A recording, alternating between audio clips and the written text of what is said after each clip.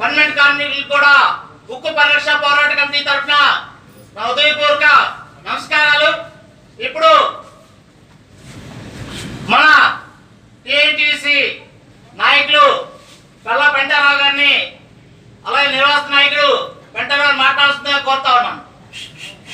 Visakhapatnam steel plant లో రోజుకు పరిణామాలు సృష్టించినటువంటి యాజమాన్యాన్ని వ్యతిరేకించవలసిన అవసరం ఉంది. ఎందుకంటే కార్మిక హక్కుల కోసం ప్రశ్నిస్తే సోకాజ్ నోటీసుతో సమాధానం చెప్తుంది యాజమాన్యం. దీన్ని పూర్తిగా స్టీల్ టీఎన్టీసీగా ఖండిస్తూ ఉంది. ఎందుకంటే దేనికి నోటీసులు ఇస్తుందో యాజమాన్యం చెప్పవలసిన అవసరం ఉంది. సకాలంలో జీతాలు చెల్లించలేకపోతున్నారు కాబట్టి మేము అడుగుతుంటే కార్మిక నాయకులుగా మాకు నోటీసులు ఇస్తున్నారా, లేదా కష్టపడి ఈ స్టీల్ ప్లాంట్ కోసం లాభాల వాళ్ళు ప్రయాణించడానికి తమ చెమట రక్తంతో తయారు చేస్తున్నటువంటి కాంట్రాక్ట్ కార్మికులకు రావాల్సినటువంటి హీట్ అలవెన్స్ 2200 కట్ చేస్తే దాన్ని మేము అడిగినందుకు మాకు సోకాజ్ నోటీసులు ఇస్తారా? ఇవాళ ఎక్కడ ప్రపంచంలో ఎక్కడా లేని కరెంటు బిల్లు యూనిట్కి 8 రూపాయలు పెంచి కొత్తగా జాయిన్ అయిన కార్మికులను, అలాగే ఈ స్టీల్ ప్లాంట్ కోసం 33 సంవత్సరాలు 40 సంవత్సరాలు సర్వీస్ చేసినటువంటి సీనియర్ కార్మికులందరినీ కూడా ఇబ్బందికి గురి చేయాలని చెప్పి చూస్తూ ఉంటే దాన్ని మేము ప్రశ్నిస్తున్నాం. కాబట్టి మాకు సోకాజ్ నోటీసులు ఇస్తున్నారా? యాజమాన్యం సమాధానం చెప్పాలి. ఇలా సోకాజ్ నోటీసులు ఇచ్చి కార్మిక నాయకులను అణిచివేయాలని చూస్తే మాత్రం రానున్న రోజుల్లో జరిగే పరిణామాలకు పూర్తిగా యాజమాన్య బాధ్యత వహించవలసి వస్తుందని చెప్పి మీ ద్వారా తెలియజేస్తూ, అలాగే ముఖ్యంగా ఇవాళ ప్రధాన సమస్య ఏంటంటే విశాఖపట్నంలో స్టీల్ ప్లాంట్ లో పనిచేస్తున్న కాంట్రాక్ట్ కార్మికులు ఎవరినైనా తొలగించారంటే మాత్రం ఏ వ్యక్తి కూడా, ఏ అధికారి కూడా మెయిన్ గేట్ దాటి లోపలికి రాలేడు.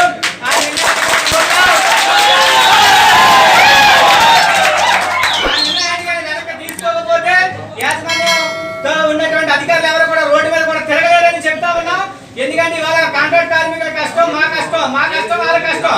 ఇవాళ కాంట్రాక్ట్ కార్మికులు పోతున్నారు కానీ 12 డబ్బులు బాంబుగా పూసుకుంటే రేపు పాలు అంటుకుంటే ఏమంటుందని ఆ వ్యాధి కూడా మాకు కూడా అంటుకుంటుంది.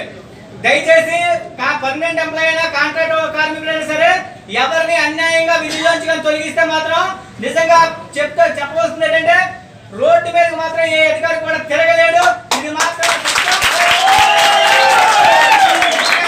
కాంట్రాక్ట్ కార్మికులు చేసే ఏ కార్యక్రమానికైనా సరే ముందుండి మీకు సంపూర్ణ మనం తెలియజేస్తాం.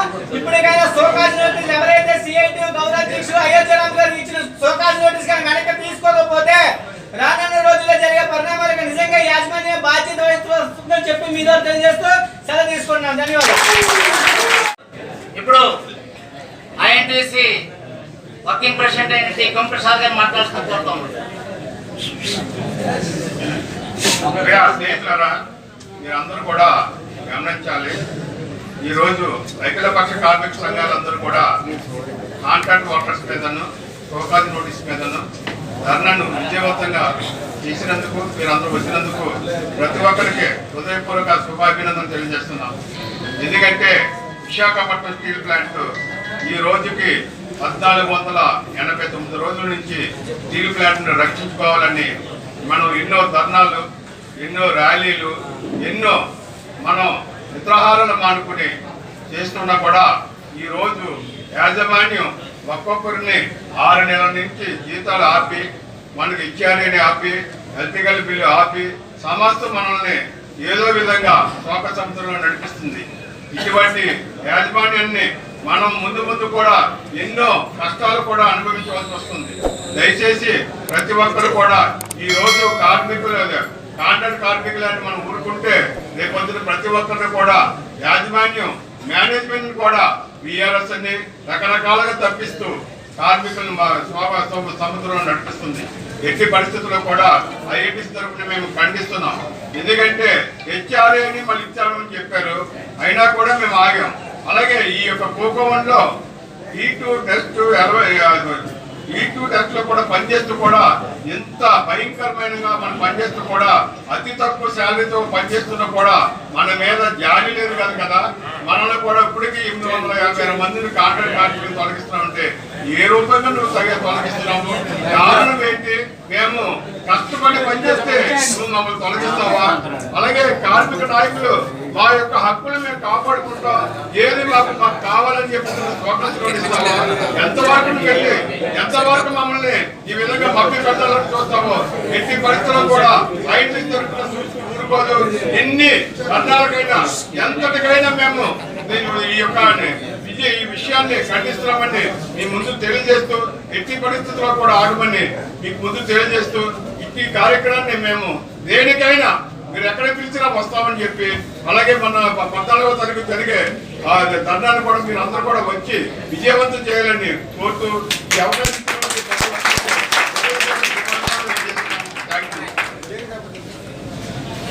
ఇప్పుడు ఏఐటీసీ కాంట్రాక్ట్ కమిటీ నాయకుడు తాతరావు గారిని మాట్లాడుతుంది కోరుతాను. ఏటీసీ నుంచి మరి ఏటీసీ తరఫున మాట్లాడేందుకు, అలాగే అఖిల పక్ష సంఘాల కార్మిక నాయకులందరికీ హృదయపూర్వక నమస్కారాలు. అదేవిధంగా మరి ఈ తొలగింపు ఒక కార్యక్రమం కానీ లేదా రకరకాలుగా మన నాయకులు చెప్పారు. మరి ఇవన్నీ చూస్తూ మనం ఊరుకుంటామా? ఏమైనా సరే సావైనా రేవైనా తాడో పేడో తెలుసుకున్నంత వరకే మనందరమే ముక్తకంఠంగా ఒకే యూనిట్ మీద ఒకే పట్టుదలతో మనందరం ఉండాలని కోరుకుంటున్నాను. అలాగే మనం సుమారుగా 30 సంవత్సరాల నుంచి మనందరం పనిచేస్తున్నాం. మరి మన మీద మన భార్య బిడ్డలు, మన పిల్లలు అనేక రకాలు మరి మీరు చెప్పినట్టుగా ఈ సంవత్సరం నుంచి అనేక ఇబ్బందులు పడుతున్నాం. ఎన్ని ఇబ్బందులు పడినా సరే అయినా సరే అందరూ కలిసికట్టుగా మరి యొక్క కార్యక్రమాలు కానీ మరి ఇంటిని గడుపుకోవడం కానీ అనేక ఇబ్బందులు పడుతూ మరి ఇన్ని రకాలుగా ఇంకా మనం హింసిస్తున్నారు. హింసించేందుకు మరి మనం సావాలా బతకాలా? సావైనా రేమైనా ఒకటే. మనిషి ఉన్నంత వరకు ఏదేమైనా ప్రతి ఒక్కరిలో మరి మానవత్వం ఉన్నంత వరకు కంపల్సరిగా ఒకరికి అవకాశం ఉన్నంత వరకు సాయం చేయాలి. అలాంటి ప్రతి ఒక్కరికి అన్యాయం చేయాలని చేస్తున్న ఈ ప్రభుత్వాలు కానీ అలాగే ఈ యొక్క యాజమాన్యాలు కానీ ఊరుకోకూడదని మరి నా మనస్ఫూర్తిగా కోరుకుంటూ, మరి మన జోలికి వచ్చిన వాళ్ళు ఏమైనా మరి మన తొలగింపు కార్యక్రమం కానీ ఇంకో విషయంలో కానీ చేస్తే మాత్రం ప్రతి ఒక్కరు కూడా ఇది ఊరుకోమని మరి కోరుకుంటూ, మరి దీన్ని ఎంతవరకైనా సరే ఎంతవరకు తీసుకెళ్ళినా సరే ఎంత కష్టమైనా సరే మన అందరమే ఒకే పట్టి మీద ఉండి ఇది మన కాంట్రాక్ట్ కార్మికుల తొలగింపు ఆపుకోవాలి. అలాగే అనేక రకాల ఇబ్బందులు కార్యక్రమాలు ఆపాలి. అలాగే మన జీతాల కార్యక్రమాలు కూడా మరి సకాలంలో ఇవ్వాలి. మరి మనకు వచ్చిన బెనిఫిట్లు కూడా మరి వాళ్ళు ఊరికనే ఇవ్వట్లేదు. మన కష్టపడి అగ్గిలోను బుగ్గులోను మరి హైట్లోను అనేక రకాల ప్రాబ్లమ్స్ లో పనిచేస్తున్నాం. మరి అన్ని చూస్తూ కూడా మనల్ని చాలా సులభంగా చూస్తున్నారు. మరి వర్కర్లు అంటే వాళ్ళకి ఏ విధంగా ఉందో వాళ్ళు ఏసీ రూమ్ లో కూర్చొని అనేక రకాల ఇది చేస్తూ వాళ్ళు చాలా సులభంగా చూస్తున్నారని కోరుకుంటూ, మరి ఈ యొక్క కార్యక్రమాన్ని మరి ముందుకు తీసుకెళ్లాలని కోరుకుంటూ ఇంత ఇచ్చిన అవకాశాన్ని అఖిల సంఘ కార్మికులందరికీ నమస్కారం తెలియజేసుకుంటూ దేశాలు తీసుకుంటున్నారు. సెంట్రల్ ఆఫీస్ గారు అలాగే డిపార్ట్మెంట్ సెక్రటరీ మైత్రి గారు మాట్లాడుతున్నారు కోరుతాను. మిత్రులారా, మనం సమస్యని పైన చూస్తే మనం అర్థం చేసుకోలేము. మనం సమస్యను లోతుగా గమనించాలి. 2014 నుండి మన మీద దాడి మొదలైంది. మీరు గమనిస్తున్నారా? 2021 వరకు మనకు లాభాల్లో ఉంది మన స్టీల్ ప్లాంట్.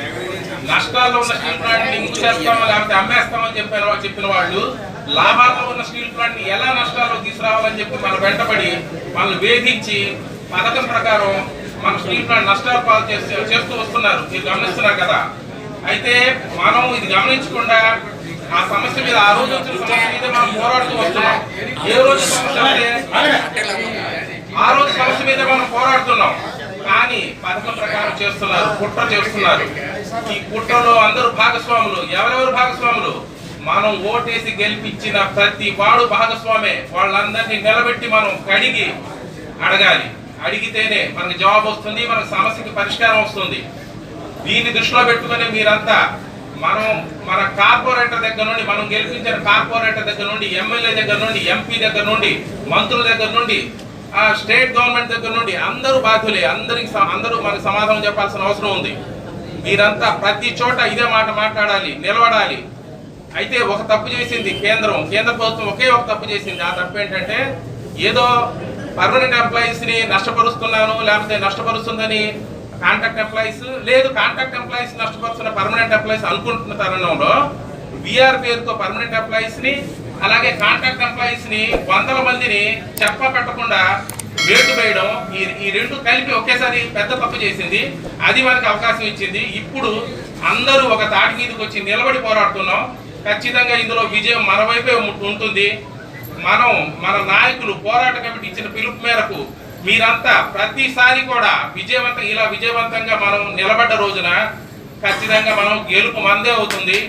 మీరందరూ తప్పకుండా అన్ని కార్యక్రమాల్లో పాల్గొనాలని కోరుకుంటూ సెలవు తీసుకుంటాను.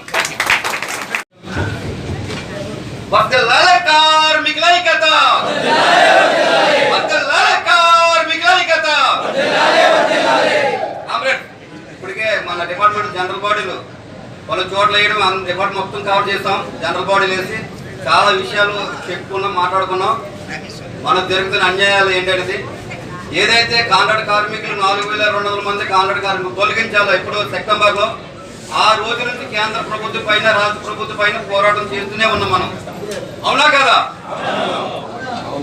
ఆ క్రమంలో కాంట్రాక్ట్ కార్మికులు మేనేజ్మెంట్ తొలగిస్తే లీగల్ గా అవుతుంది అని చెప్పి అది ఆ విషయాన్ని అక్కడ వెనక్కి తీసుకొని మళ్ళీ ఈ రోజు దొడ్డుదారిన కాంట్రాక్ట్ కార్మికులు తొలగించాలని చెప్పేసి కేంద్రం నుంచి వచ్చిన ఆదేశాల మేరకు సడన్ గా అప్పటికప్పుడు కాంట్రాక్టులు పిలిపించి కాంట్రాక్టుల ద్వారా కాంట్రాక్ట్ కార్మికులు తొలగించాలని చెప్పి కుట్రపడ్డారు.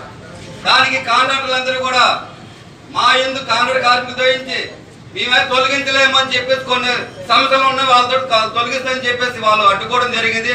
దానికేమో ఇంజనీరింగ్ సాయి సహకారం లేకుండా, హెచ్ఓడి సాయి సహకారం లేకుండా డైరెక్ట్ గా ఇచ్చే పర్సనల్ ఎవరైతే ఉన్నారో సెంట్రల్ సిఎస్ వాళ్ళు సైట్ కు 10 మంది ఉంటే అందరూ 3 తొలగిస్తూ ఇప్పటికి దాదాపు 400 మంది కాంట్రాక్ట్ కార్మికులు తొలగింపు జరిగింది. ఆ తొలగింపులను అక్కడ నిర్వాహకుడు, R card holder, local non local అనేది ఏమీ లేదు. ఎవరైతే 2-3 తీస్తున్నారో వాళ్ళందరూ కూడా మన ఆఫీసులకు వస్తున్నారు. మనం వెళ్ళే హెచ్ఓడి ఎవరైతే సెంట్రల్ సిఎస్ వాళ్ళు ఉన్నారో వాళ్ళతో మాట్లాడడం జరుగుతుంది. ఇది చాలా దుర్మార్గం విషయం. ఏదైనా కార్మిక సంస్థల పైన అయినా ఇంజనీరింగ్ దగ్గరికి ఒక ఉన్నతాధికారి దగ్గరికి వెళ్తే ఆడు contract labour letter, permanent employee letter అది తేడా లేకుండా కేంద్రం ఇచ్చిన ఆదేశాల మేరకు కార్మిక నాయకుడు చిన్న చూపు చూస్తూ కార్మిక హక్కులను కాలు రాస్తున్నారు కాంట్రాక్ట్. ఈ మధ్యకాలం మన డిపార్ట్మెంట్ లో మెకానికల్ సెక్షన్ ప్రాబ్లం వచ్చిందని చెప్పేసి కార్మికులు పిలిస్తే నేను యూనియన్ జనరల్ సెక్రటరీ నెంబరమ్మన అలా పర్మనెంట్ ఎంప్లాయీ దేవుడు నాయుడు 3 వెళ్ళాం. ఓ ఇంజనీరింగ్ సార్ పర్మనెంట్ ఎంప్లాయీ కదా ఆయన, మా నుంచి కోపడతారని చెప్పేసి ఆయన తీసుకెళ్తే మేమంటే పాలు తీయాలి మాట, మేమంటే పని చేయట్లేదు. మా పని ఏమైనా అడుగు చేస్తాడు, ఏమన్నా బ్యాటరీ మీద అడిగి దొరుకుతున్నాడా, మీ పని చేయట్లేదంట, మేము పాలు తీయాలి మాట. కార్మిక పక్షాలు మాట్లాడుతుంది. నేను చెప్పింది ఏంటి, మీరు కాంట్రాక్ట్ ఏజెంటా ఇంజనీరింగ్ సార్ అని చెప్పి అడిగా. మాకు మీరు ఇచ్చిన లెటర్, కాంట్రాక్ట్ ఇచ్చిన లెటర్ మీ సంతకం పెట్టము, మీరెందుకు మాకు ఫోర్స్ చేస్తున్నారంటే బాబ్ జాబ్ నా ఐటీ కోడ్ పెడుతున్నాడు ఆ ఇంజనీరింగ్ సార్. ఆయనకు వచ్చిన 8 గంటల పాటు కనీసం 4 గంటల పాటు ఫ్లాట్ లో ఉన్నాడు ఆ ఇంజనీరింగ్ సార్. అలాంటి ఇంజనీరింగ్ సార్ మన పోకోన్ డిపార్ట్మెంట్ ఉండి ఈ ఎగ్లో బుక్ లో పని చేస్తుంటే మన మీద ఆధారపడి బతికిన వాళ్ళు ఒక విధంగా మన మీద పెద్దగా చేయడం, మన పని ఎవరైనా చేస్తున్నారా? కాబట్టి ఇప్పటికే ఈ సైట్లలో మీకు తెలిసొచ్చు తెలియకపోవచ్చు. ఇప్పుడు చాలా సమాచారం వస్తున్నాయి. మనకు తెలియకుండా కాంట్రాక్టర్లకు పిలిపించి ఇగో నువ్వు మీ సైట్ లోంచి మనం తీపోతే నీకు బిల్ చేయను, నీకు పాస్ రెన్యువల్ చేయను, బ్యాక్మల్ చేస్తున్నారు. ఇప్పటికప్పుడు కాంట్రాక్ట్ కార్మికు చెప్పారు నాకు, మమ్మల్ని సైట్కు 2 చొప్పున 2 సూపర్వైజర్ ఉంటే ఒక సూపర్వైజర్ మైనాస్ చేసుకొని నాకు పేర్లు ఇవ్వండి అని చెప్పేసి ఆ ఇంజనీరింగ్ సర్జరీ అడిగారని చెప్పి కాంట్రాక్ట్ పిలుపునిచ్చారు. అంతే, మనకు డిపార్ట్మెంట్కి రాలేదు అన్నంత వరకు ఓకే. ఇప్పుడు మన డిపార్ట్మెంట్కి వచ్చి మన ఏంటి, నిన్న ఉదయం నుంచి నేను తిరుగుతున్నా డిపార్ట్మెంట్ మొత్తం ప్రతి సైడ్ తిరుగుతూనే ఉన్నాను. అలా తిరిగాను కాబట్టి ఈరోజు ఇంత జనాభా రావడం వచ్చింది. అందుకని ఈ క్షణంలో యూనియన్ లీడర్ పిలిపి ఇచ్చిన మీకు మంచి చెప్పలేరు కాబట్టి ఏ ఒక్క కార్మికుడు చెప్పినా సరే వాళ్ళందరి కబుర్లు పెట్టుకొని యూనియన్ ఇచ్చిన పిలుపులో వాస్తవంలో పెద్ద ఎత్తున ఉద్యమం చేస్తేనే మన ఉద్యమం నీరు కారకుండా మనం ఏదైతే పోరాడుతున్నామో హక్కుల కోసం హక్కుని కాపాడుకుంటాం. నిన్న బియ్యపు కార్మికుడు పాపం ఏడుస్తున్నాడు. ఎందుకు ఏడుస్తున్నాడు అని చెప్పి నేను చూస్తే ఎందుకు ఏడుతున్నా అని చెప్పి అంటే నేను లేటెస్ట్ 2 years పెళ్లి చేసుకున్నాను. నేను ఈ స్టీల్ ప్లాంట్ లో 15,000 20,000 జీతం వస్తుందని చెప్పి ఆశపడి పెళ్లి చేసుకున్నాను. నాకు ఒక కుమార్తె ఉంది, పాప పుట్టింది. ఈ రోజు నన్ను తీయేస్తారు. నేను ఆర్కార్డు వాళ్ళను ఇంకో నా ఆర్కార్డు అని చెప్పి చూపిస్తున్నాను. ఇది నా ఆర్కార్డు నాకు ఉపాధి కల్పించారు. ఈ ఉపాధి ఉందని చెప్పేసి నీ పెళ్లి చేసుకున్నా. పెళ్లి చేసుకొని నాకు కూతురు పుట్టింది, ఇప్పుడు ఆ పిల్లలు పెంచాలంటే నాకు ఉద్యోగం తీయేస్తారు, ఎలా బ్రతకాలని చెప్పి అడుగుతున్నాడు. కరగారు సిఎస్ హెచ్ఆర్ దగ్గరికి వెళ్తే కరగారు దగ్గరికి ఆయన ఒకటే సమాధానం, నా చేతులు ఏమీ లేదు, మినిస్టర్ స్టీల్ మినిస్టర్ చెప్తున్నారు, కేంద్రం చెప్తుంది, నేను ఆ ఆదేశాల మేరకు మీరు పనిచేస్తున్నాను. మీరు ఆదేశాల మీద పనిచేస్తే స్టీల్ ప్లాంట్ బాగోకోసం మీ పని చేస్తున్నావా? మాకు ఆరోగ్యం బాగుంటే స్టీల్ ప్లాంట్ వచ్చాం. ఈ రోజు గత 25-30 సంవత్సరాలు పని చేయబట్టిగా మాకు ఆరోగ్యం దెబ్బతింటుంది. ఈరోజు మమ్మల్ని తీయేస్తే మీ వెళ్ళి బయట ఎక్కడ బతుకుతాం? ఎక్కడ బ్రతకాలి? మనకు ఉద్యోగాలు ఇస్తారా?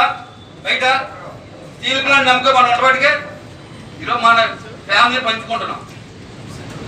ఈరోజు స్టీల్ ప్లాంట్ లాగా మనం ఎలా బ్రతుకుతాం? మన పూర్వీకులు త్యాగాలు చేసిన ఫలితం ఏంటి? 32 మంది ప్రాంత త్యాగాలు చేశారన్నారు. వాళ్ళు ఎవరు మనకు తెలియదు. వాళ్ళ ప్రాంత త్యాగాలు చేయబట్టిగా కొందరు లీడర్లు రాజీనామా చేయబట్టిగా ఈరోజు ఈ స్టీల్ ప్లాంట్ వచ్చింది. ఈ స్టీల్ ప్లాంట్ లో పర్మనెంట్ ఎంప్లాయీలు, కాంట్రాక్ట్ కార్మికులు మనందరూ బతుకుతున్నాం. ఇలాంటి స్టీల్ ప్లాంట్ ని కేంద్రంలో ఉన్న బీజేపీ గవర్నమెంట్ ఏ ఆదానికో, ఏ అంబానీకో, ఏ మెట్లకో అప్పు చెప్పాలని చెప్పి చూస్తున్నారు. ప్రపంచంలోనే క్వాలిటీ స్టీల్ ప్లాంట్ ఏదంటే విశాఖ స్టీల్ ప్లాంట్ ఆర్ఐఎన్ఎల్. అలాంటి క్వాలిటీ ఇన్స్పెక్షన్ కాంట్రాక్ట్ ని స్టీల్ ప్లాంట్ యాజమాన్యం ఇచ్చి ఈరోజు అక్కడ 200 మంది కాంట్రాక్ట్ కార్మికులు ఉంటే ఆ 200 మంది కాంట్రాక్ట్ కార్మికులు తొలగించారు, కాంట్రాక్ట్ క్యాన్సిల్ చేస్తారు.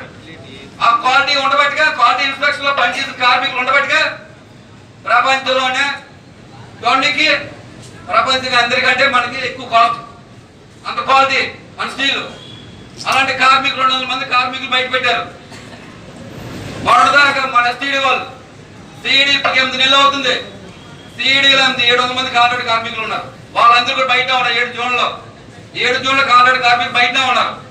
ఇలాగా తీయాల్సిన సెంట్రల్ ఆఫీస్ కార్మికులు, ఈ 3-4 రోజులు తీయాల్సిన కార్మికులు దాదాపు 1000 మంది పైబడే కార్మికులు పాత ఆఫీస్ ఉన్నారు, అందరు గేట్ బయట ఉన్నారు. అందుకనే ఈ రోజు ఆర్సీఎల్ మీటింగ్ అవుతుంది ఆర్ఎల్సీలోనే. ఆ మీటింగ్లో ఏం జరిగినా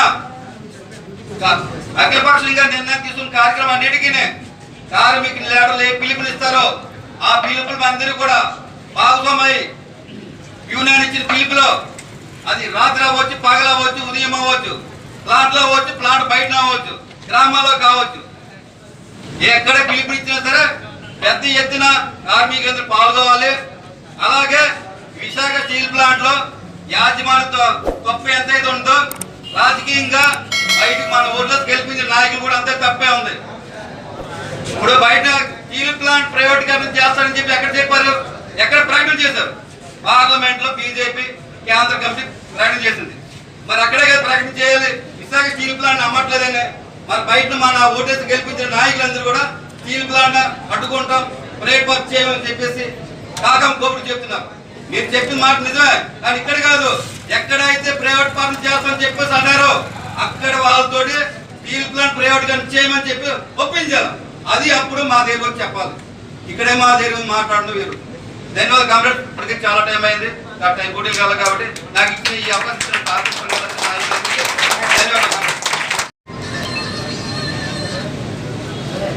సమాధ్యక్షులు పివికే రాజు గారికి, అలాగే మా యూనియన్ మిత్రులు గురు ప్రసాద్ గారికి, మల్లా పెట్టరావు గారికి, మోహితుల్ గారికి, అలాగే కాంట్రాక్ట్ కార్మిక సంఘం నాయకులు సోమేష్ గారికి, అలాగే ఈ కార్యక్రమంలో పాల్గొన్న ప్రతి ఒక్కరికి పేరు పేరున హృదయపూర్వక విప్లవం తెలియజేస్తూ, మిత్రులారా, మన స్టీల్ ప్లాంట్ వన్లోనే నెంబర్ 1 స్టీల్ ప్లాంట్గా కొనసాగుతున్న తరుణంలో ఏదైతే కేంద్ర ప్రభుత్వం ఉందో ఈ కేంద్ర ప్రభుత్వం మన ప్లాంట్ ని ఏదో రకంగా రాష్ట్రంగా వారి అనున్న సోదరులకు ఎవరికైతే అమ్మాలని ప్రయత్నం చేసి 2021లో పార్లమెంట్ లో ఈ ప్లాంట్ ని అమ్మేస్తాం లేదంటే మూసేస్తాం ప్రకటించిన నాటి నుండి మన స్టీల్ ప్లాంట్ అఖిలపక్ష కార్మిక సంఘాల నాయకులందరూ కూడాను యూనిట్ గా ఏర్పడి ఒక పోరాట కమిటీగా ఏర్పడి ఈ స్టీల్ ప్లాంట్ ని కాపాడాలనే దృఢ నిశ్చయంతో ఇంతకాలం అనేక రకాలుగా మనం పోరాటం చేస్తూ వస్తూ ఉన్నాం. మన విశాఖపట్నంలో చేసాము, మన రాష్ట్రంలో చేసాము, అలాగే ఢిల్లీలో కూడా అనేక రకాలుగా మనం పోరాటాలు చేస్తున్న సమయంలో మళ్ళీ మన తాలూకా ఏదైతే ఆ యాజమాన్యం గవర్నమెంట్ ఏదైతే ఉందో ప్లాంట్ తెగనమనే ప్రయత్నాన్ని మనం ఎప్పటికప్పుడు అడ్డుకుంటూ ముందుకు సాగుతున్న తరుణంలో ఇంకా లాభాలు ఏదని చెప్పి మళ్ళీ కలబలి కబుర్లు చెప్తూ మేము అమ్మట్లేదు, మేము ప్లాంట్ కాపాడుతున్నాం, మేము అది చేస్తున్నామని చెప్పి పక్క చెబుతూ కార్మికులు ముందుగా కాంట్రాక్ట్ కార్మికుల్ని 4 నెలలు 5 నెలలు జీతాలు ఇవ్వకుండా ముందుగా వారి మీద దాడి ప్రారంభించింది. ఆ తర్వాత వారి మీద దాడి చేస్తున్నప్పుడు కార్మిక సంఘాలు ఏవైతున్నాయో అవి పోవడం చేస్తూ ఉంటే అట్లుండి మళ్ళీ పర్మనెంట్ కార్మికుల వైపు తిప్పి పర్మనెంట్ కార్మికులు కూడా సుమారుగా 6-5 నెలల నుంచి జీతాలు సక్రమంగా ఇవ్వకుండా అంటే ఒక రకమైన దాడి కాంట్రాక్ట్ కార్మికుల వైపు దాడి చేస్తూ ఉంటే పర్మనెంట్ కార్మికులు వస్తే పర్మనెంట్ కార్మికులు దాడి చేస్తుంది. అంటే ఇక్కడ పర్మనెంట్ కార్మికులు కాంట్రాక్ట్ కార్మికులు ఎవరు కూడాను క్షేమంగా ఉండకుండా ప్లాంట్లో వారు ఏదైతే పోరాటాల్లో అన్నింటిలో కూడా నిమగ్నమయ్యేలాగా ప్రభుత్వం ఏదైతే చేస్తా ఉందో ఆ ప్రభుత్వానికి ఇక్కడ యాజమాన్యం ఏది ఉందో వంతపడుతూ ఈ ప్లాంట్ని కార్మికుల్ని నష్టపరుస్తూ పూర్తి స్థాయిలో మళ్ళీ ఈ రోజు వరకు కూడా చేస్తూ ఉన్నారు. ఇదంతా కాదని ఇప్పుడు ఈరోజు ఒక పక్క పర్మనెంట్ కార్మికుల్ని బిఆర్ఎస్ పేరుతో వారిని బయటికి పంపించే ప్రయత్నం చేస్తూ ఉంటే ఇంకో పక్కన కాంట్రాక్ట్ కార్మికుల్ని అర్ధాంతరంగా ఎవరికి తెలియకుండా చెప్పబెట్టకుండా అర్ధరాత్రి బయోమెట్రిక్ ఆపేసి అంటే ఒక రకమైన భయాందోళనలో గురిచేస్తూ కార్మిక వర్గాన్ని అసంతృప్తి గురిచేస్తూ నానా రకాలుగా హింస పెట్టి భయాందోళన గురిచేసి పారిపోయేలాగా ప్రయత్నం చేస్తూ ఉంది. కానీ గవర్నమెంట్ తాలూకా విధానాలు ఏవైతున్నాయో వారు భయపడితే మనం భయపడే కార్మిక వర్గం అంత వేరుగా లేదు. ఖచ్చితంగా ప్రభుత్వాన్ని కొట్టి మన కార్మిక హక్కులు ఏవైతున్నాయో వాటిని మనం కాపాడుకోవడంలో మనం అందరం ముందుంటామని భవిష్యత్తులో జరగబోయే ప్రతి కార్యక్రమంలో కూడాను మన ఈయనక ఏదైతే పిలిపిస్తుందో ఆ పిలుపులో మనం అందరం కలిసికట్టుగా ఉండి మన హక్కులు ఏవైతున్నాయో మన హక్కులు కానీ మన కార్మిక తాలూకా ఏదైతే ఉద్యోగ భద్రత లేకుండా పోతుందో దాన్ని కాపాడుకోవడం కోసం మనం అందరం కూడా ఐక్యంగా పోరాడాలని చెప్పి భవిష్యత్తులో జరగబోయే కార్యక్రమాలు మార్చి 18వ తేదీన గాజువాకలో జరగబోయే ధర్నాలు కూడా మనందరం పాల్గొని కార్యక్రమాలు చేపట్టం చేసి మనమందరం కాంట్రాక్ట్ కార్మికులు వేరు, పర్మనెంట్ కార్మికులు వేరు, మేమందరం ఉక్కు కార్మికులు. మా ఉక్కు కలిసికట్టుగా పనిచేస్తామని చెప్పి యాజమాన్యానికి అలాగే ప్రభుత్వానికి హెచ్చరిక తెలియజేస్తూ నాకు చక్కని అవకాశం ఇచ్చినటువంటి అధ్యక్షుడు ధన్యవాదాలు చేసి ముగిస్తాం. కంటిన్యూ చేయాలని చెప్పి అటుపక్ష కార్మిక సంఘాలుగా మేము చేసే ఈ నిర్ణయానికి మీకు వివరణ ఇవ్వడం జరుగుతుంది. మా తాలూకా మా విన్నపాన్ని మీరు బయలుదేరి కూడా తీసుకెళ్తారని ఖచ్చితంగా ఆశిస్తూ ఏదైతే మేము అడిగిన పాయింట్స్ ఉన్నాయో విత్డ్రా చేసుకోవాలి, కార్మిక కార్మికుల్ని కంటిన్యూ చేయాలని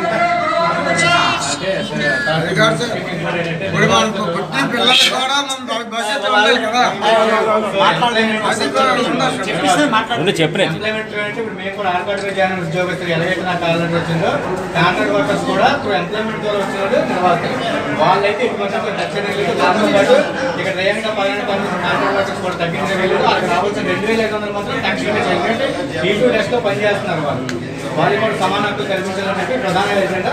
అది ఏదైతే సోకాల్ నోటీస్ దాన్ని అయితే ఇమీడియట్ గా కట్టాల్సిన అవసరం ఉంది. కార్మికులతో మాట్లాడుతున్న కార్మిక నాయకులు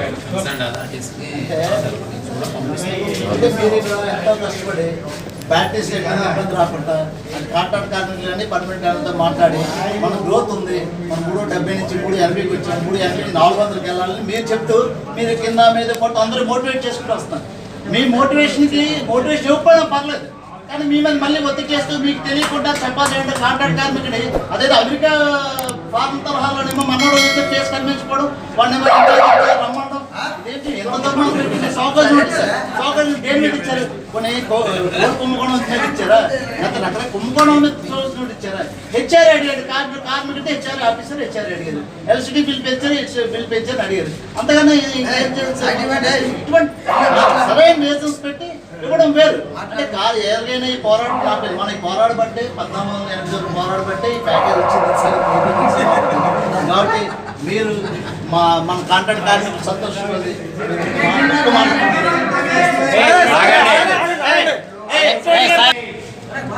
మీరు ఇచ్చిన విన్నపాన్ని నేను తీసుకున్నా. ఈ చెప్పిన పాయింట్స్ అన్నీ కూడా ఆ కన్సర్న్ అథారిటీస్కి కన్సర్న్ సెక్షన్స్కి డిపార్ట్మెంట్ హెచ్ఓడిగా నా వైపు నుంచి పుట్టప్ చేస్తాను. అది నా వైపు మాకు న్యాయం జరిగే చూస్తాం. లేదు హెచ్ఓడి గారు ఫస్ట్ బ్యాటరీస్ మీద తొలగించినప్పుడు కూడా మీరు తొలగిస్తే నేను చేయలేను, నేను రిజైన్ చేసి అతను చెప్తేనే ఆ టైం బ్యాటరీ కార్మిక నాయకులకు ఏదైతే సోకాస్ నోటీస్ ఇచ్చారో వెంటనే వెనక్కి తీసుకోవాలి. రెండు తొలగించిన కాంట్రాక్ట్ కార్మికులందరూ కూడా వెంటనే విడుదల తీసుకోవాలి.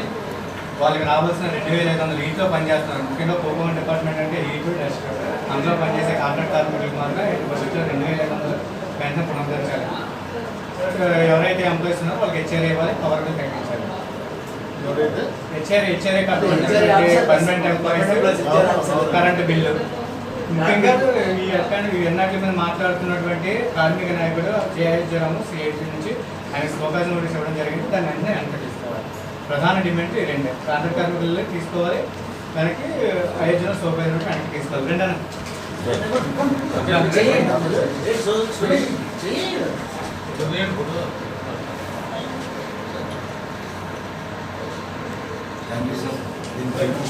రాజుగారు